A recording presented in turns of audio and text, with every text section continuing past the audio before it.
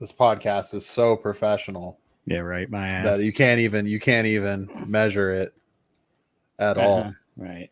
Sure.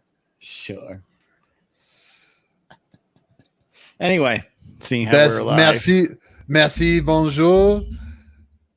Yeah. So, Grand Prix de Français. Yeah. Oui. I don't know any French, dude. Don't just give me the silent treatment over here. Really? I think, okay, here. I will speak perfect French. You ready? Yep. They're German. There you go. But the marginal line. It will hold. This is quickly becoming a World War II podcast. Yeah, I know. I can't wait until it's just like the lines are so blurred. It's so blurred that you don't even really know what direction it is. I will say this. I'm kind of sick of the funky discotheque Paul Ricard fucking track is, because man, whenever you do like the high shots, and you see all the fucking blue and the red fucking, like slow down strips and all that shit, it drives you fucking nuts, dude. Monsieur, it is the French flag. I mean, do not call it a discotheque. I'm totally okay with why they're there, because for history of Paul Ricard, for years and years and years, it was a test track. And yes, they used to race F1 on there, but then it became a test track, so they kind of took away a lot of the walls and all those fucking things, because of the simple reason on a test track, you don't want to, if the car loses it, you don't want it to hit a fucking wall. Did they say it has over 150 formations or something? Yes. Like, yeah. What? It's insane. Mind-bending. So all those painted strips that are the slow down strips are very abrasive on tires and stuff, are because it's a test track, and the amount of money they have to spend to do that bullshit, and it's already a grade 1 F1 track, so they're not going to spend money and go, oh, it's a great idea, we should make it look like other F1 tracks. Like, fuck you. It's perfectly fine. What I thought was funny, what I didn't know about, was how abrasive those red strips are. Oh, they destroy the red just burns up the tire instantly. Mm-hmm. Yep, that's good French thinking right there. Yeah, that's like, we will slow down the car more quickly, and also new set of tires. Yeah, they get new Michelins. So it's that's for how our it friends. Works. They buy them from our friends. Or no, I'm sorry. I'm not this. They don't use Michelins. They use Pirellis. Yes. I forgot. The whole thing is because it was a test track for years and years and years. So there was no reason to have any kind of, up close safety barriers or anything like that. Cause you don't want, if testing it, if the car shoots off, you want to try to save the car. Yeah. So it was a Grand Prix. Well, why do you say it like that, man? It was pretty good for Paul Ricard. No one expects any kind of good racing, and we got it both from strategy and a bit wheel to wheel on track.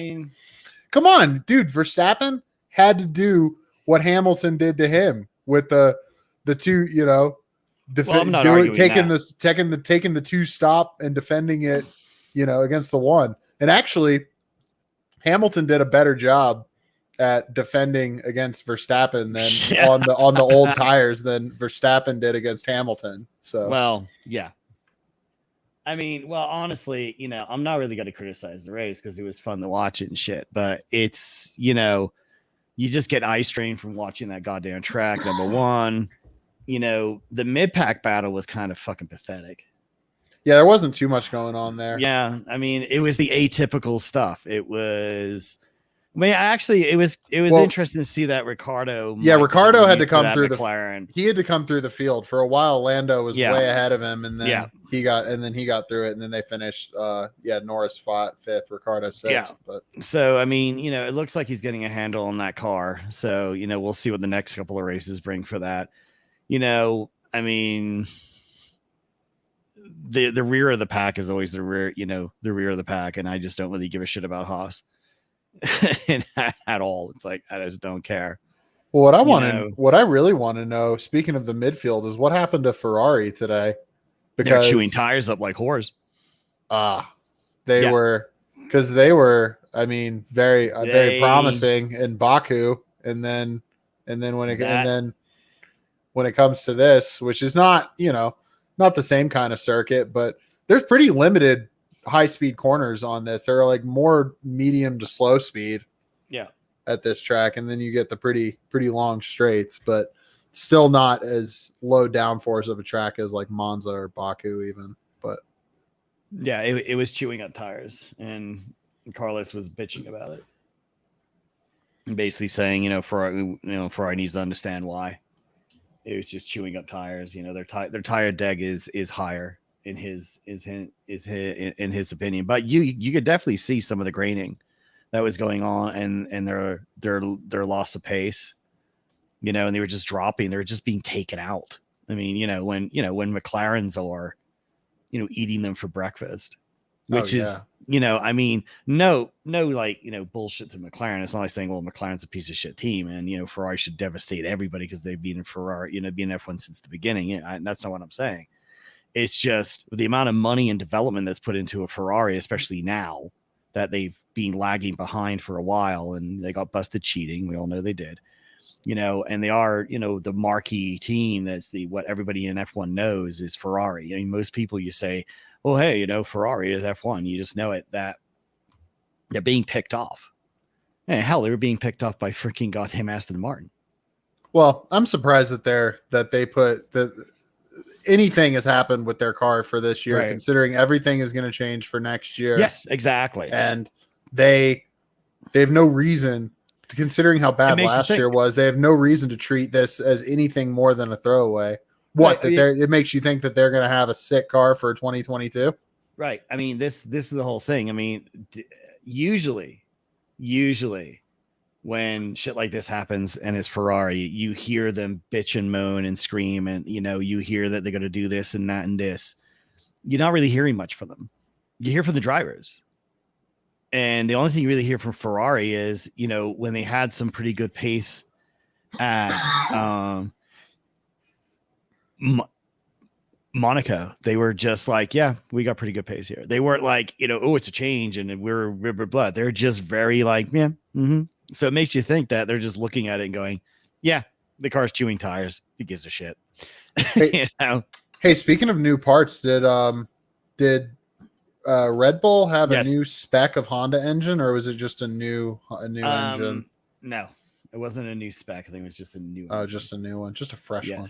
Yeah, they did have new end plates on their front wings because they wanted that end plate back that broke off during FP1, and they got it back.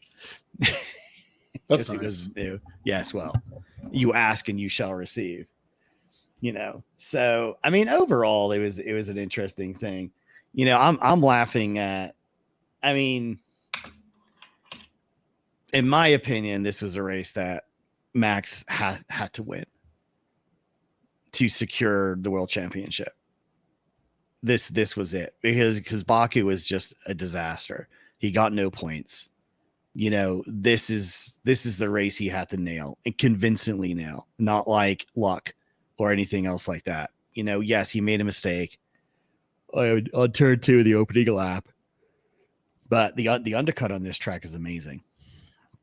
Which makes you wonder why Mercedes just sat there and just did not know that the undercut on this track is amazing. It was amazing last time they raced there.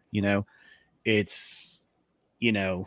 I mean, to get into the mind of, their strategists. I mean, in my opinion, they should have, as soon as Max pitted for a 2-stop, they should have done something. They should have at least pitted Valtteri just to have offsetting. Something. Yeah, there's no reason to have both drivers on the same strategy there, unless they think that. I mean, maybe they didn't think he was a risk to Perez at that point. But I mean, well, they knew he was a risk to Max, and the whole purpose of him being there was to block Max as long as possible to secure Lewis a win. So why wouldn't you fucking just pit his ass the next lap right after fucking Max, and at least that way you try and catch him? I still don't understand why teams don't ever want to respond the lap after. I don't get it at all. I mean, sometimes their strategies even Crofty was like, "Well, Mercedes isn't going to do anything now because if they do, because it's too late." It's like, you have a better chance, right? Do something. Well, there does come the point where it's like, as the laps go by, you end up shuffling the car too deep into the field. And all those things. But, they should have responded, because, I mean, Max was in second. and Valtteri was in third, right? When Max pitted for the second stop. I think so. Yeah. So why didn't you just tell fucking Valtteri, go, whatever Max does, you do. Whatever Max does, you do. You know, I mean, you just get the boys out there preemptively. Right. Exactly. Yeah. Just get them out, and whatever Max does, you do. So if Max comes in, you come in, because at least that way you're both pitting it at the same time.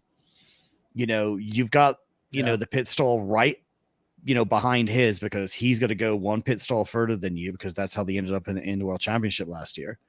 Okay. So at least you're trying to keep in contact. And if that chassis that he was using was superior and he was getting better pace, because in all free practices he was getting good pace, then in theory you should have been able to hunt him down. They just had a robotic German determination to make the one stop work. That's what they believed in. The computer says one stop. And also they rarely go again. They rarely do the, you know, benefiting one driver over the other, which I think is their Achilles heel, which is Red Bull has demonstrated time and again. So you know, for Ferrari, I mean, if their car is so dominant, you know, it's no big deal to keep that attitude of, we do the same thing for each car. You know, it's like, we're not going to split strategy. This is what it's going to be. But yeah, that works when your car's so fucking dominant. You've got a 7-second gap between second place, and second place is usually Valtteri. That works. You know, it doesn't matter. But now that doesn't exist anymore. You know, so why aren't you splitting strategies just to shake it up and at least try and give somebody a goddamn advantage? You know, I mean, unless they're so set again on this, you know, well, let's give Lewis his 8th, and then Lewis will probably, you know, retire, or he'll stay another year, but we're probably going to get rid of Valtteri and bring up George, and George probably could beat the shit out of Lewis or give him a real race. You know what I'm saying? I mean, that's the whole thing. I don't think George would sit there and go, well, I have a Mercedes seat, but I have to play second fiddle to fucking Hamilton. I don't think he's going to play that game. Bottas seems to want to play that game for about 4 races and then gets pissy for 5 races and then shuts the fuck up because his contract's due, and then he's got to sign another year, you know, deal. So maybe that is Mercedes' problem right now, that they're so locked in this. We can give Lewis his 8th. He'll be the, you know, 8th World Championship. He'll be the most winningest driver in F1 history when it comes to World Championships. And then we can get rid of Valtteri, and then we can sign George. And then if Lewis doesn't like that, when who gives a shit? Because Lewis will probably retire anyway. And maybe that's their problem. They're so in that mindset. And then when Valtteri says shit like, hey, you know, when I'm telling you that a two-step strategy would have worked, you fucking ignore me. Fuck you. And I don't have a problem with him getting on the radio and basically calling them out and saying, you guys are fucking idiots. Because he was right. He was right. He was right. James admitted the error. Yeah. And but it's funny because I've never seen him go. He's never gone that far before to like blatantly call. Hamilton has. Yes. But he's not. Yeah. Sling Blade is not he's called not out right. the strategy. Yeah. Right. I mean, that's the whole thing, because Valtteri is not the, you know, the master of the helm at Mercedes. Lewis is. Okay, so when Max pits, right? Yeah. And then Valtteri is like right behind him, right? Like second or two, he can see him pretty well. And he can go right in. Right. Okay. So he matches him on strategy, but I don't know. Does that necessarily do anything good for Lewis if he's not able to fight him? Because he has to like catch up and actually get alongside and slow him down. Probably no. But for Mercedes as a team, it gives you second and third. Yeah, that's true. Okay. It doesn't give you, you know that Max is probably going to hunt down Lewis and take it, which means Lewis will get second. You know damn well that either Valtteri can push, try to get Max and get second place, and then slow down enough to keep Max at bay so Lewis can win. If that doesn't happen, he's not going to get nailed by Checo. So you're guaranteed 2 podiums. You know, I mean, that's the whole point, because for F1, the history of F1, it was never about a driver's championship. That's a new thing, relatively new compared to how long F1's been going. It's always been about a manufacturer. Yep. So that's what their mindset has always been. Hence the reason why there's 2 cars per team. Okay. And hence the reason why, you get construction points. That's the whole point. That's what they shoot for every single time.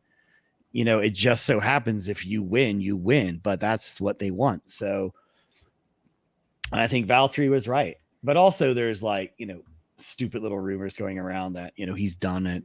He's done with Mercedes. They're not going to re-sign him and stuff. And he said that, they're unfounded rumors. Well, F1 has a shitload of unfounded rumors until they're true. Yeah. So,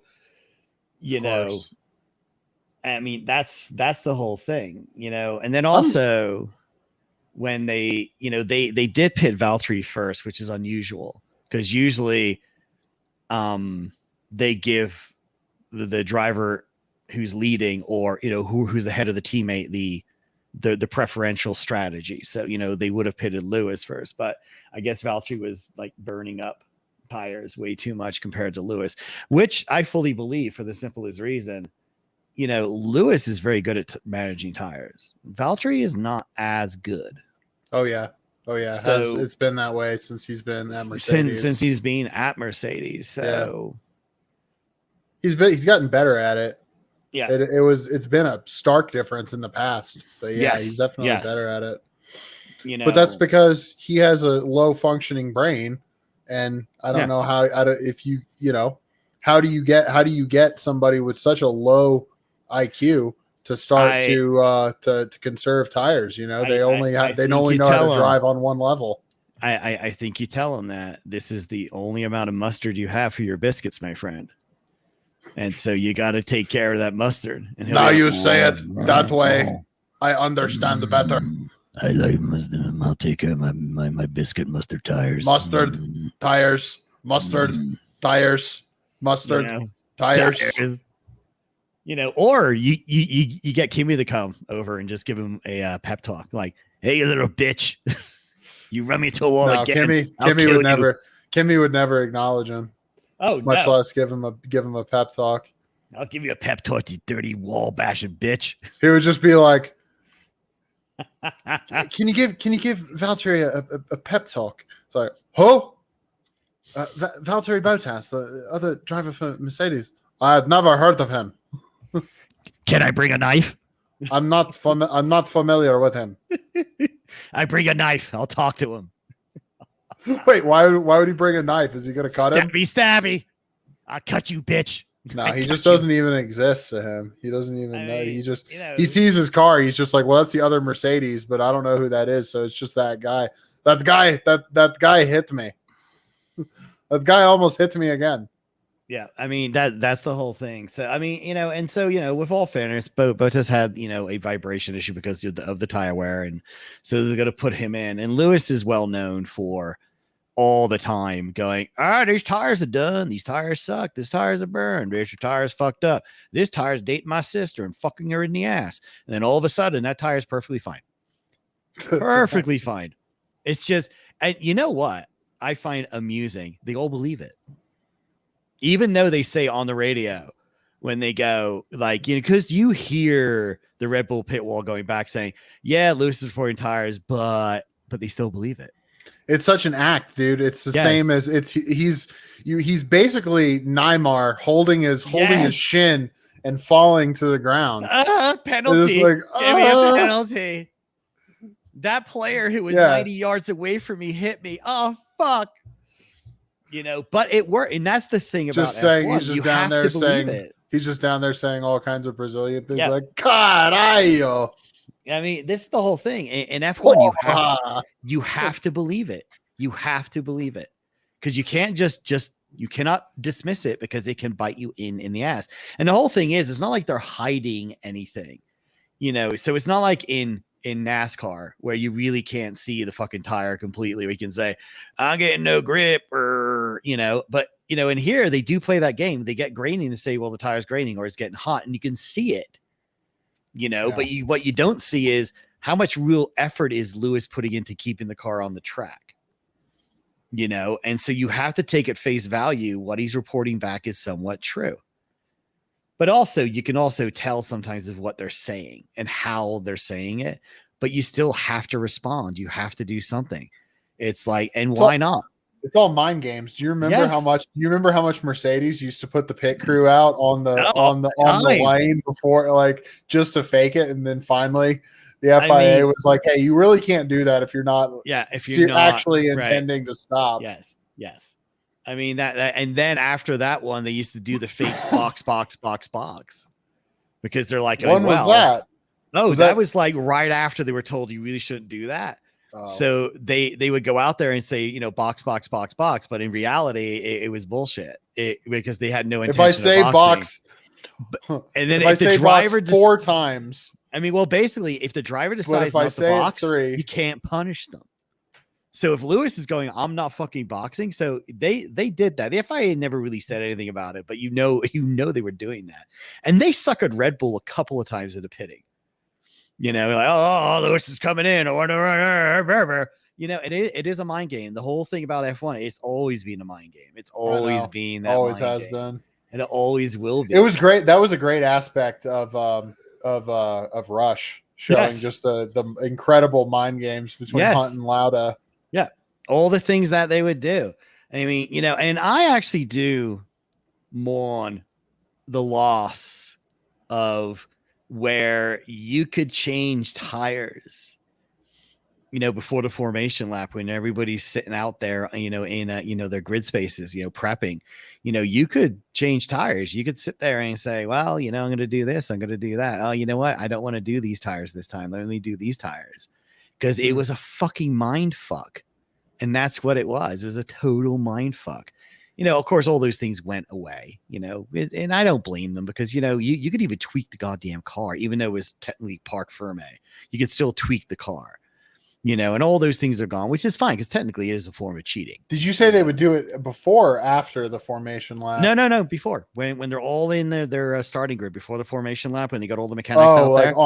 Yes. Okay. But they can't do that now. They no. Basically, that's why they have all those rules in place where it's like, hey, the tire used for the qualifying Q2 is right, starting except tire. for 10th and under, right, exactly. Then choice. But basically that tire is put on there, and that's the tire. Right. So example, if you're in 11th and you choose to go hard, and then all of a sudden you come out and you're in your fucking starting grid place, and then oh no, I want to do soft. The FI's like, tough shit, you chose hard. Tough. We always choose hard over here. We always choose hard. We never choose soft. But they, so that's why you have all that shit. Now the only difference is, like, which happened this year, is so if you qualify in Q2 on softs, right, and that's your fastest, and in your cooldown lap you fuck up and you lock them up or something like that, and you destroy the tires, the FIA doesn't go, oh, them tires you just fucking flat spotted, fuck you, you're starting on those. Technically no, but it's not a new set. So they give you, basically you have like a scrub set of softs, or a used one, and that's what they want you to use. So it's never a new one, because there is that will happen, and it's just unfair to say, well, you fucked up and you're still going to use those flat spotted pieces of shit. So yeah, they do have that, because that's happened, because that's how it has to be. You just can't. And sometimes it's great, because technically there's been times when someone's qualified on softs, and that soft tire they qualified on had about 4 laps on it, and they spin off right after, or whatever the hell they do, and now they're going to use another set of soft tires that only went around the track once. It's like, it happens. There's nothing you can do about that. Nothing. I mean, but that's how it works. So yeah, I do believe now, when you're looking at this, is, I think Valtteri's making his voice heard, because he's probably going to leave Mercedes, and he's kind of like, you guys are dicks. You should have done this, you should have done that. And I do believe that a lot of this is they're bound and determined to give Lewis number 8. And I think if they don't do that, it's easier for Lewis to get number 8. because they're relying on Valtteri to do things. And, it's probably a stupid observation, but it's almost like, hey, Valtteri, Max is on your ass, do what you can. Oh, okay. I kind of fought. And Max got past me real quickly. But when Checo was on his ass, somehow he was like, fuck you. You ain't getting by me, but that's really not true, because that's really not true. I never see Valtteri being that level of a narcissistic fuck where he would just go, fuck off. I will not block Max. I'll let him get by me. And I'll protect my own. He would never do that. It just so happens, you could tell the way they got past. He just made the mistake. He made the mistake. He got two. He was on the defense line. Yes. Into that chicane. Yes. And then got too fast into there and had to scrub off. Yeah, had to scrub off too much speed in the second half of it, and it was just too easy for Max to go right around. So he was fixated with Max, and he was doing what he was supposed to do. Struggling on the tires big time. Keep Max behind you for as long as you can. So that's the whole thing. So if people really want to look at it, Valtteri has lots of flaws, but he I wouldn't say gladly, he does accept his role to a point of being like, you're not in a position to win, or we're not going to give you the position to win. You need to block. And he does it, and he does it well. That's how it is. That's how it is in Formula One when you're not the fastest. Right. So, you got to run interference for your team. You have to. That's what you're there for at that point. And we'll try to get you the best finish that we can. But what's most important is that the big rivals, stay out of Lewis's way. I mean, the biggest thing is if, some people sit there and say, well, Mercedes are dicks for that. It's like, well, there has been many times that Valtteri has been in a commanding position, or, where he is faster than Lewis, and they've told Lewis, let Valtteri by. And that has happened many times. Valtteri this time was not in a position to do anything but block. And he did his best. So, it was good. And I do believe this is it, that Max has hit his turning point.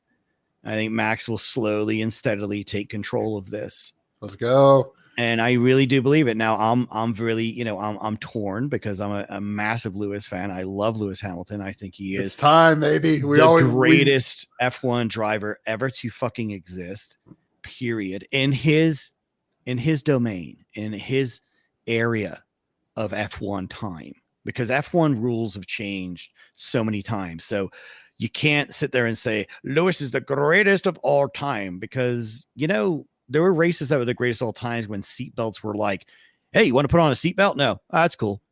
Okay. When you have Juan Fangio, man. That's why Fangio, that's why I think I will always consider it difficult to put a Lewis Hamilton over a Fangio, because the cars were just so different.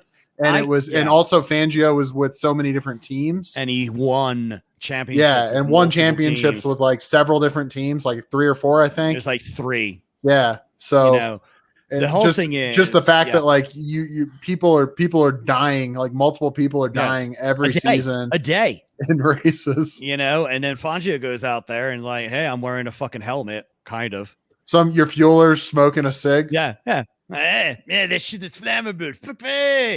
I don't believe in that. There's a gasoline light cigarette. I've never seen it myself. I sit there and go, why are you mad? I'm smoking. You're about to drive a car with no fucking seatbelt, you stupid fuck. It's that's your fucking concern. On second thought, it is probably better you get ejected. You burn, bitch. Or else maybe you sit inside and burn. Better you get ejected, Yep, exactly. I look at Fangio, and now, to me, the greatest F1 driver of all time, in my humble opinion, is my idol, which got me into F1, is Niki Lauda. It's as simple as that. Shout out to Niki. Legend. James Hunt. I lived in England. James Hunt was huge, and I love James Hunt. Niki is what did it for me. But Fangio, to me, holds this special place in what F1 was all about. And we're not talking about lack of safety. It was a bunch of guys getting in cars, knowing how fucking stupidly dangerous it is, and driving. You know, and that's what Fangio is. And just the amount of skill he had to race cars from multiple teams and win. You know, but that era is gone. It will never come back. You'll never see that again. So if you look at the modern era of F1, or shall we say the hybrid era of F1, because that's really what it is, Lewis is just dominant. Oh, of absolutely fucking dominant. And he has skill, and there's no doubt. It's not the car. Yes, the car is a big percentage of it. But what can you do if that big rolling piece of shit and win championships means a lot? And let's all be honest.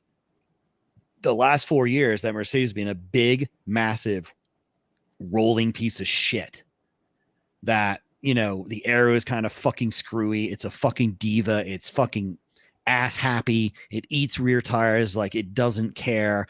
It doesn't run very well. Hell, last year it fucking overheated like a whore and had to cut holes in it. In racetracks where they would never cut holes in it because technically it should never have overheated. A car's a big monster. It's completely engineered to run in the front. Right. It's not engineered to follow other cars at all. It's just a terrible handling piece of shit. Even I wouldn't call it a piece of shit. Or well, I will call it a piece of shit. It's a piece of shit that wins world championships. Lewis is able to take that car for all its flaws and control it and push it beyond what it's supposed to do. But like, if it's a piece of shit, what is the Haas? Oh, rolling death trap made by a fucking drunk fucking American. They can't be. Hey man, we put a lot of time and effort into this. We feel like we got a good team out here in Mooresville, North Carolina. You know what? I was down at Piggly Wiggly, and then Gene Todd was there, and he said to me, "Why are you using duct tape?" I go, "Listen up there, boy. We use duct tape all the time in NASCAR. We're using duct tape in F1. It works. It works. Now go get me some Schlitz and a pork roll." You know. So and also, why are we at the Piggly Wiggly when we only support Publix? We only support Publix here in Florida. You know, so in Florida, yeah, North Carolina, big difference. Yeah, massive. I mean, honestly, yeah. I mean, all right, calling it a big piece of shit is probably like the extreme, but that car is not this perfect machine that people think it is. You know, it's not this like Mercedes put together this wonderful car, and the only thing you needed to do is, find a retard and put it in there and say, hey, even this retard can drive this car and win championships. It doesn't work that way. The car is a diva. It's testy. It's temperamental. It needs a touch. It needs someone to understand its raggedness, where to push it and then over that line to where it's so out of control, but your skill is keeping it in control. There's only a few drivers that can do things like that. Lewis is one of them. Max is another one. The thing about Max is, which I feel bad for Max, is his skill is at a very early age. Unfortunately, two things. One, he's a teenager who has a lot of skills doing F1, so he's going to be moody and grumpy and bitchy, which is fine. That happens. He just was in F1 at that point where Mercedes dominance was just untouchable. All those years of being at Red Bull lost world championships, in my opinion. And honestly, let's just say for fucking shits and giggles, Lewis decided, I'm retiring. Fuck this. I got 5 world championships, suck my balls. I'm Lewis Hamilton. I'm an American now. I'm American now. Fuck off. I bought a ranch outside of Austin. I love fucking Texas, bitches. I got a cowboy hat and barbecue ribs. I got a blonde with some big titties. They're plastic. Fuck them. They're good. You like them? You can touch them. You can touch them. Hell, I'll sign these titties and you can touch them. So let's just say he says, fuck it, retires. They hire Max. I'll guarantee you Max would have been at least 2 or 3 world championships in by now for the amount of talent he has of handling a car that's a diva, because that Red Bull car is no fucking princess either. Okay. Oh, no. That's a Adrian Newey designed fucking rolling death trap of aerodynamics. It's like, you need to understand this car or you're not going to get any performance out of it. And a lot of people will sit there and say, well, that's bullshit. Really? You sure about that? Because think of all the number 2 drivers they've had at Red Bull who couldn't get anything out of that car. Pierre Gasly, fucking good old fucking Alec, all those people, all of them. Okay. Those two specifically, because yes, Ricardo was thereabouts. Ricardo was there. Ricardo, handled that car. And Ricardo got out because he saw a different career path for him. It was called Max will fucking beat me. Yeah. And I don't want to be here to play second fiddle. It's not. And a lot of people will criticize and say, well, Ricardo got out because he knew Max was a better driver. No, Ricardo got out realizing that after all my years of being the number 2 driver, I won't be the number 1 driver. Fuck off. Mm-hmm. I don't blame him. I'm like, fuck, I'm out of here, because Max has a talent and he knew it. And he knew Max was the logical successor to Vettel in that Red Bull seat to bring back world championships. So he's like, I'm not dealing with this. And it was evident, and it started. They treated him well, and they did, but it was evident, and he got out. He's trying to find his own way to where he could be, and that's fine. I've, mass respect for him. But Alex Albon and Pierre Gasly struggled in that car, and they are not shit drivers. Now, Pierre Gasly is not this rolling piece of crap that turns up fucking drunk and goes, I can drive an F1 car. Okay. No, he's got skill, and he does have skill. He drives that fucking Toro Rosso Alpha Tauri, whatever the fuck you want to call it now, remarkably well. He's won races in that car. He's got podiums in that car. He knows it. But when you put him in the Adrian Newey rolling aerodynamic death trap, he's like, this car is too much for me, because your skill only goes to a certain point. Max has that skill to take that Red Bull and understand that Red Bull and go, I know what I need to do to this car to get the maximum performance out of it. The maximum. And then when he sits there and says, hey, this car's like a dog, and they say there's nothing we can do about it, he does exactly what Lewis does. Okay, well, where can I find more time in this big dog on this track this year? Because this car's just a rolling heap of shit on this track. Lewis does the same thing. Max does the same thing. Alonso used to do the same thing. Michael Schumacher used to do the same thing. James Hunt did. Niki Lauda did. I think Fangio just smoked cigarettes whilst he was driving and decided how much wine he wanted to drink once he won. I think that was his skill level, where he just went, well, I'm winning. Let me light up a cigarette. That was the secret. He just pictured a nice bottle of wine. Yes. Just a nice Bordeaux hanging. He's like there like a carrot. When I finish, I'm going to get a bottle of wine. So I'm going to light up a cigarette and take these next 15 laps and fuck everybody. But I mean, all those really good drivers that have that skill to win world championships, that's their skill. They're able to take a car that, not every day is perfect and get everything out of it. I just feel Valtteri doesn't have that when it comes to the Mercedes. Yeah. When the Mercedes is not behaving right, Valtteri struggles with it. When it is behaving right, he's very good at it. And I wish him all, the best, because I firmly believe that he will not be with Mercedes next year. I do. I really do believe that, he's there for a reason, and that reason is over, and they need to bring George up, because they might fear they might lose George, because Mercedes is looking at the changing of the guard on both levels. Yep. The changing of the guard of not being dominant in F1 and Red Bull picking up constructors and world championship this year. Lewis possibly retiring, and they're left with Valtteri, which is not a bad thing. But you get George in there because they don't need to lose George, because George has talent. Okay, again, I think we said this on this podcast many times. I'm a firm believer. George Russell is one hell of an F1 driver. Oh yeah, and he will win world championships when he has the right equipment. Yeah, you got to watch his. If you doubt George Russell, you got to watch the highlights from his season of his championship winning season of F2. Yes, he's really, really good. He's really good. Like I said, he wasn't he didn't just stomp the whole field every single race like Charles Leclerc. Yes. But he's very, very impressive. Yes. And he consistently delivered results. Yeah. He just wasn't this world force that's like, oh my God, who is this Leclerc kid? Because I remember I asked you that season, I was like, you been watching any anything on F2? Who the fuck is that Leclerc kid? You're like, not so much why. I'm like, you got to watch this Leclerc. And I did. I was like, holy shit. Like, he's incredible. You know who George reminds me of? And I will say that he reminds me of Scott Dixon. Oh, nice. That's a good compliment. Scott Dixon literally looks at an IndyCar season and goes, I just need to put results in.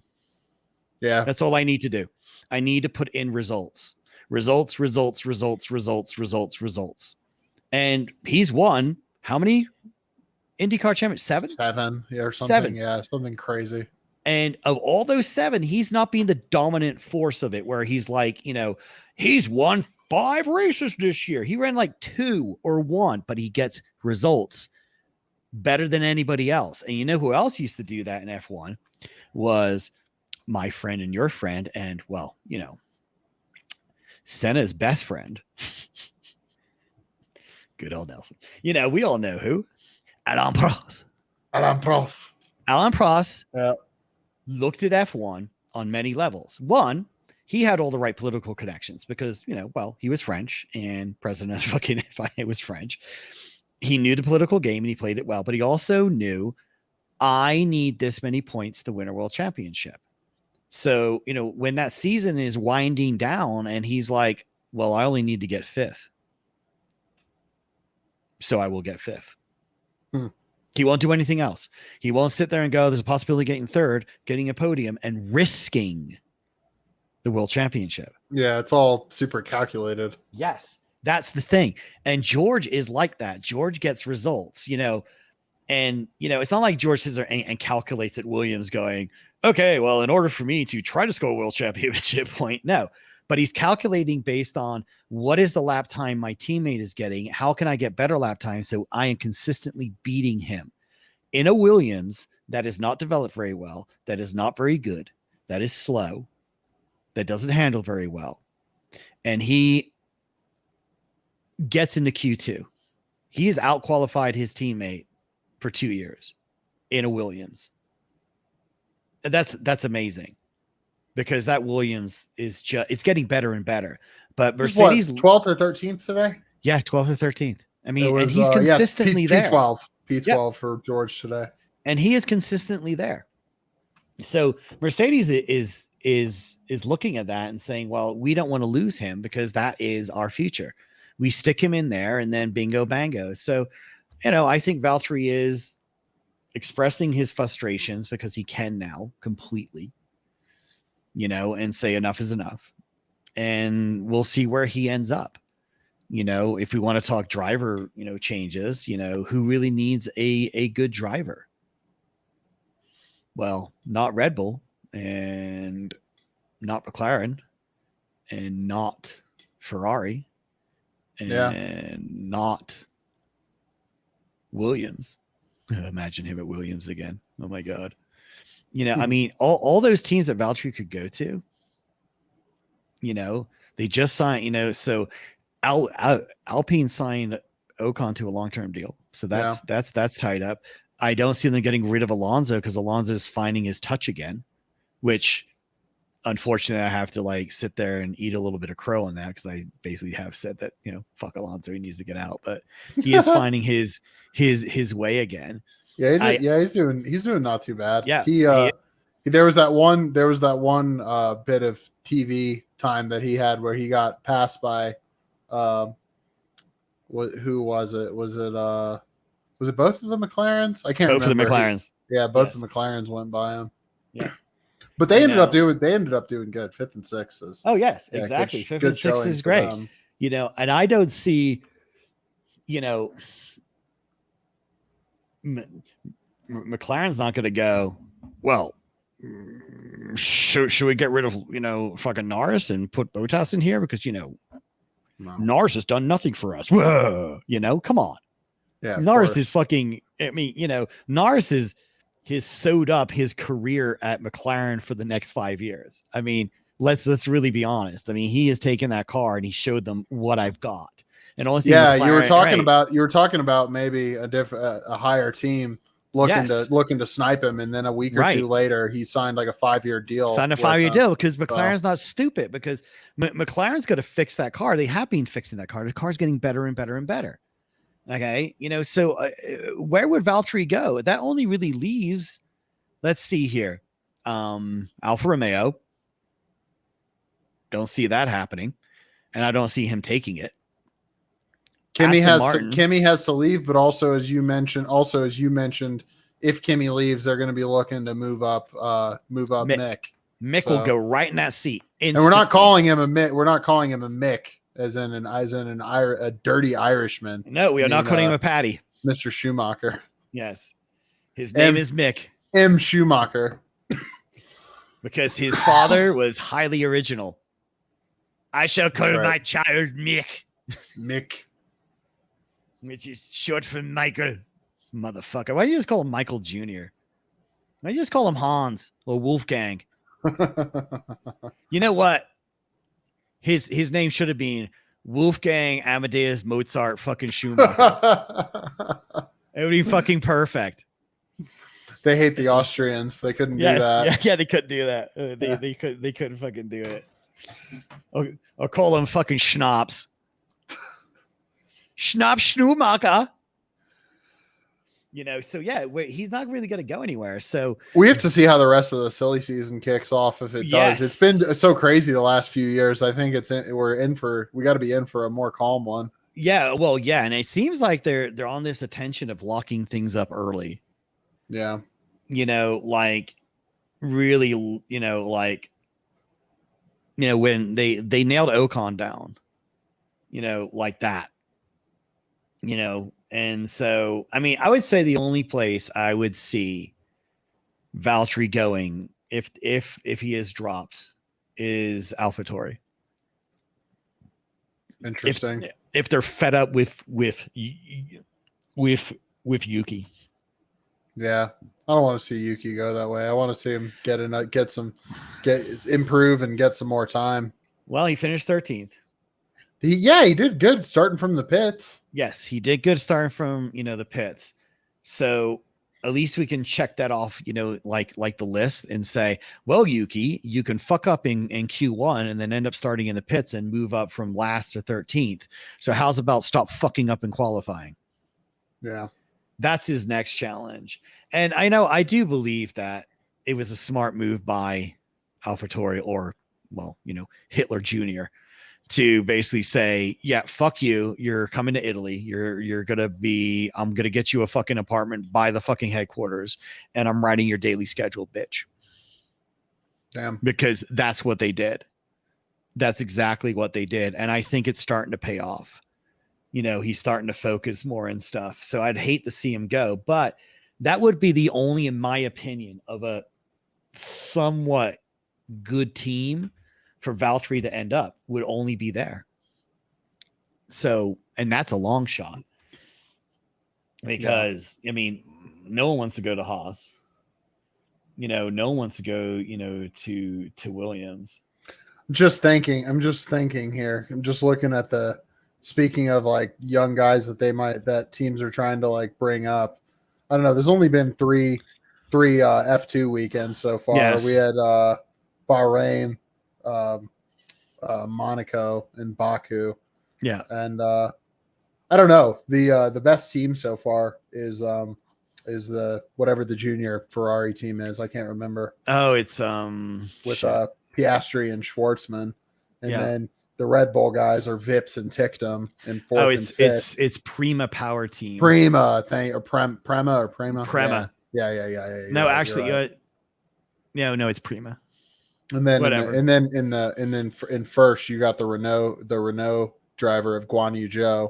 Yeah. In first, but yeah, I don't know. Just thinking about that because it's not like they're going to be. I don't know. Yeah, maybe AlphaTauri get rid of Tsunoda and bring in Val. I don't know. Who knows? Who knows? I never can speculate on the silly season stuff too much because it's always not what you expect. Right. Anyway, it never is because except we know that Mercedes is going to be looking in the next year or two to be bringing up George one way or another. Yes, and I do believe that they're going to bring him up for next year. I believe that because I think now I mean, I don't think they made that decision right yet. I don't think they sat there like, and, Toto, like, called up his wife and said, you need to bake Valtteri a cake because we're about to give him a shit sandwich and we're going to get rid of him. And then after he's gone, we'll just talk shit about him. Like we did about, Susie Wolf would never do that. Don't put that on Susie.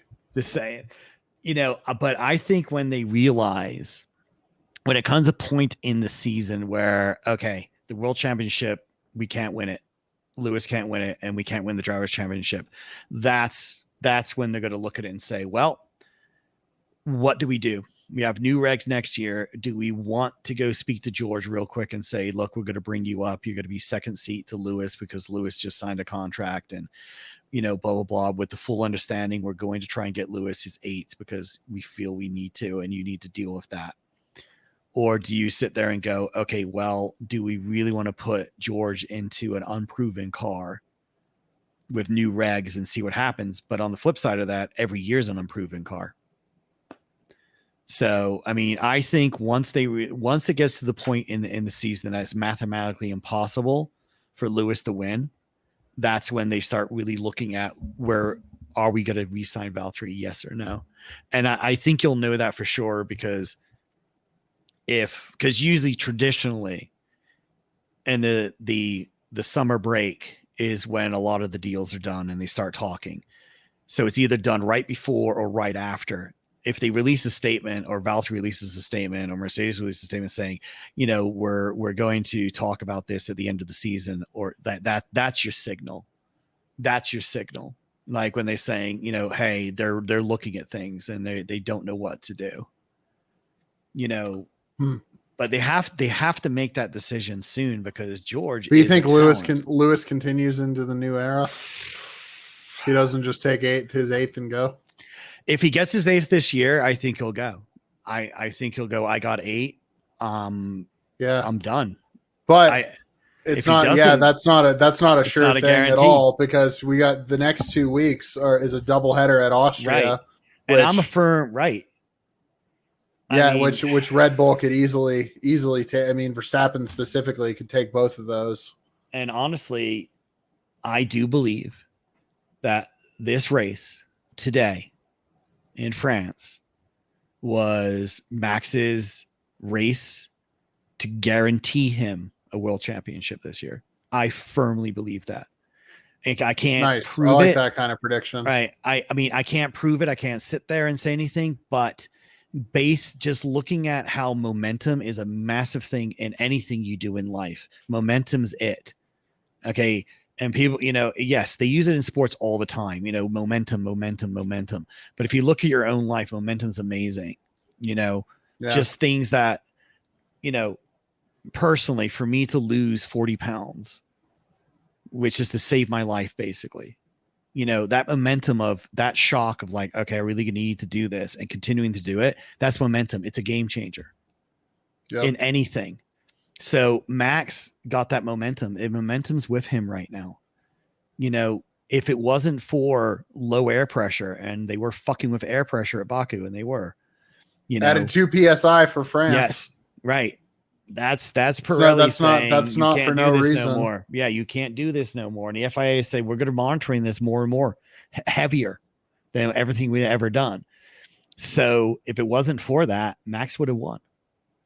Max won this one convincingly. He made a mistake on the opening lap, which all drivers do.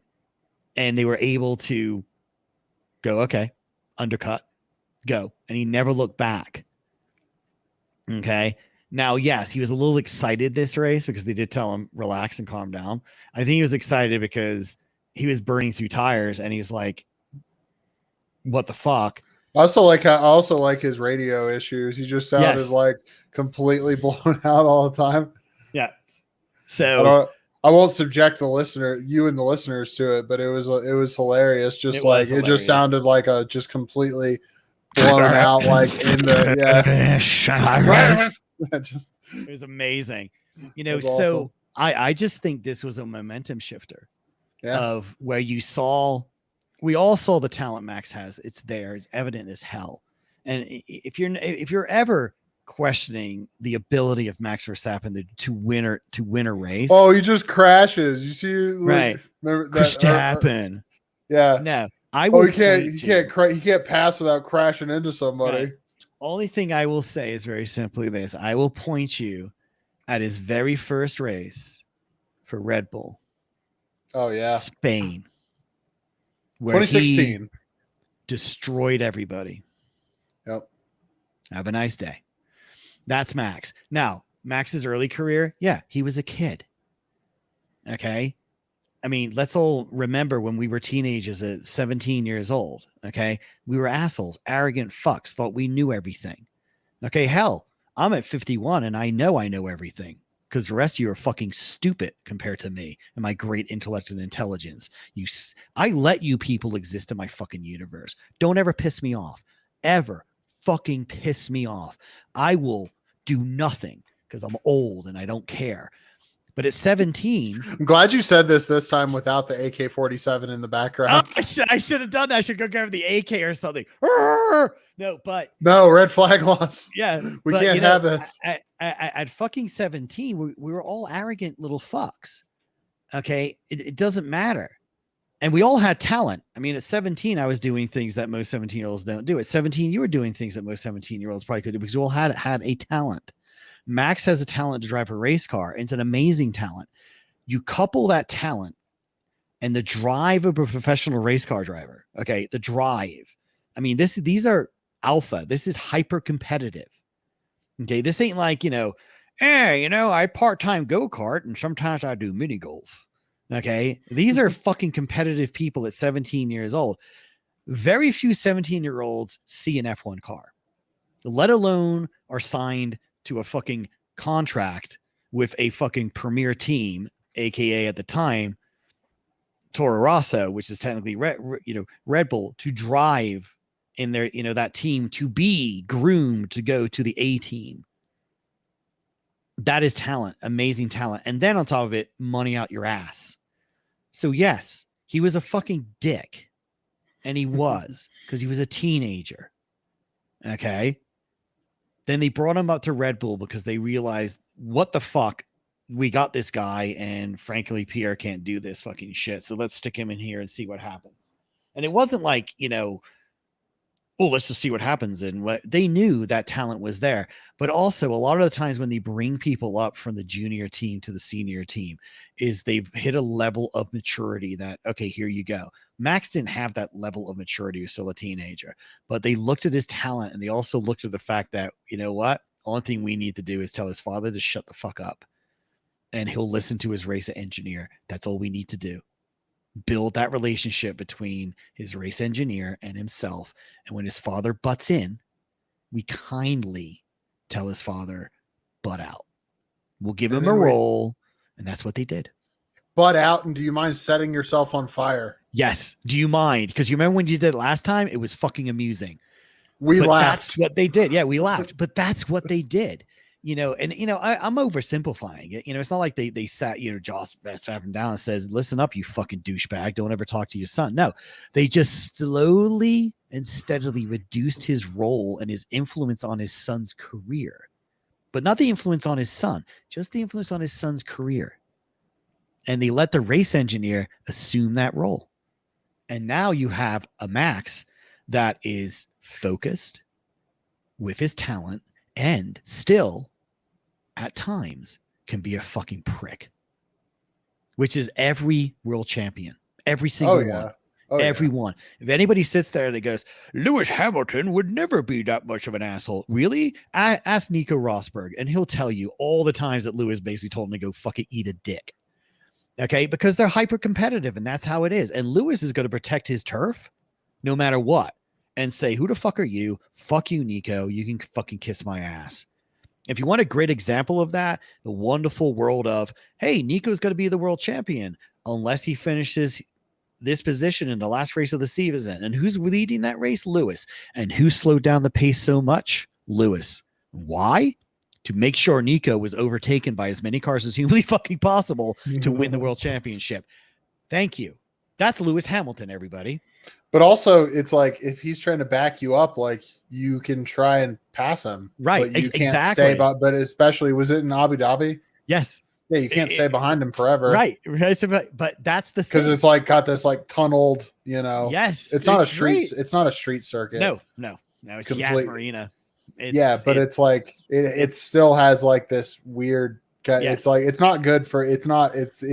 There's a lot of like air that builds up there, and it's hard to follow. Up. Yeah. So that was the whole thing. So a turning point is that way. A turning point in the season. Interesting. Yes, I firmly believe it. All right. I do believe that Max has sealed his first world championship with this win today, and he's going to ride that wave, and he's just going to go, and he's just going to go. And Alexa, play Super Max. Yes. You know that one? Yeah, dude. I was playing that as he crossed the line. I was like, yes, here we go. I'm kind of happy because I know Lewis is going to retire, and I need to find another driver that I can get behind. And this George Russell, if you're only going to go for the Anglos. No, actually, I kind of go all over the place. It depends who it is.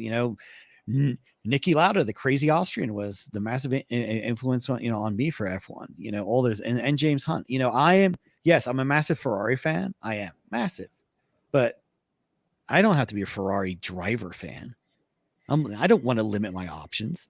So yes, am I sad Ferrari is struggling? Extremely. Of course I am.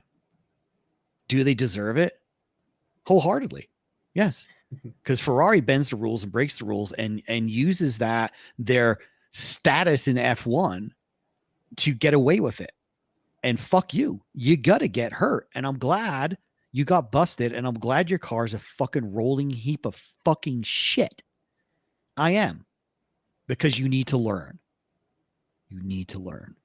So George, definitely. But you know what? I liked Max from the first time he came in. And yes, Max was a pain in the ass when he first came in. And he was a douche. He was a dick. He was an asshole. He was arrogant. Fine. I don't give a shit.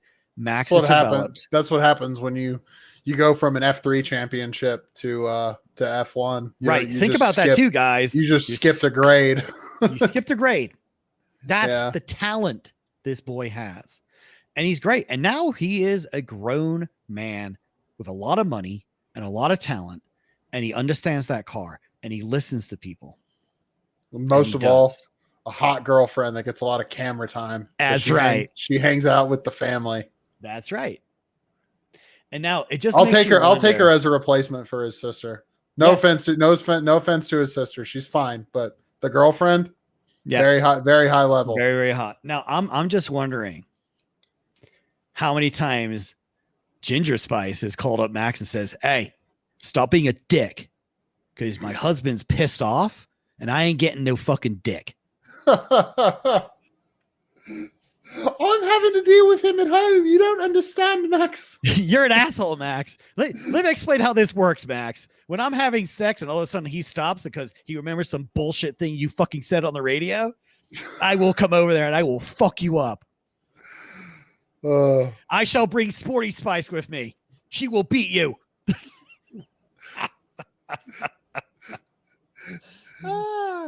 That seems like a good Jerry place Howell. Thank you. Seems like a good place to stop. Yeah, it is. All right. Well, that was it. So that was our podcast that barely mentioned the race.